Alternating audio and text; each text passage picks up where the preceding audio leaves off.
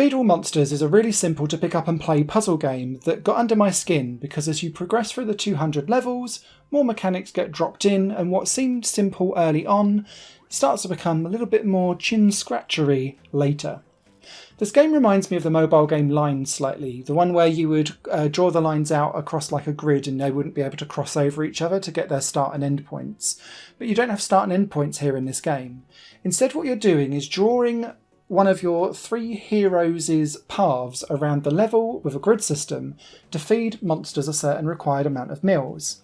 Each monster has a number on top of itself, which is how many meals it needs feeding, and your three heroes have a different amount of moves that they can make, but also a different amount of meals that they can deliver every move that they make too. So Melonica can move 7 spaces, but delivers 1 meal per time that she moves to each monster. Munchie can move 5 spaces but can deliver 2 meals per monster per move. And then Emerius can only move 2 spaces but can deliver 3 meals. And so what you're doing is working out which starting place each person needs to go for and then drawing out in like a grid line system how they can deliver their meals. And they can only deliver a meal to a monster if they're vertically or horizontally next to that monster. What I found with this game early on was to work out where Emerius would be able to sit, because that's the character that can move the least. So you kind of got defined exactly where they should go, and then the other two kind of you'd muck about and then go, okay, no, that all fits together. And that was my system for getting through the first, third of this game. However, as you go across the 200 levels, split across 6 worlds, more mechanics get dropped in. Firstly, you start to get dirt, which means that instead of it taking 1 point to move 1 square, if you get into a muddy system, that will cost 2 points. Then you'll start to get portals, which means that you can warp from one area to another, suddenly meaning that sometimes people can move in slightly different ways compared to what you thought of originally. The real key one for me, and the one that kind of made me go, aha, was the streams, though. And this was because if you go upstream, it costs you double points to move. But if you go downstream, it costs you nothing. And suddenly Emerius, who I'd kind of got pegged for most of the levels, was potentially quite powerful. Because if you got him onto a stream and wander him around, he could get quite far without moving, taking away any of his move points. But so could everyone else. So I was like, problems. The other things that kind of popped alongside towards the very end of the game also then changed the rules of engagement of Feed All Monsters.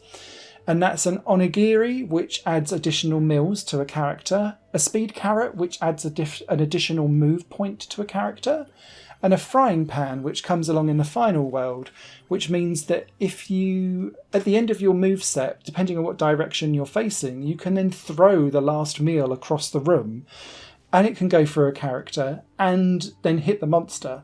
And then I was like, aha, this changes the rules entirely. And it was really that last 2-world section of Feed All Monsters that really tested my brain. Up until that point, I'd been kind of smashing through the levels quite quickly.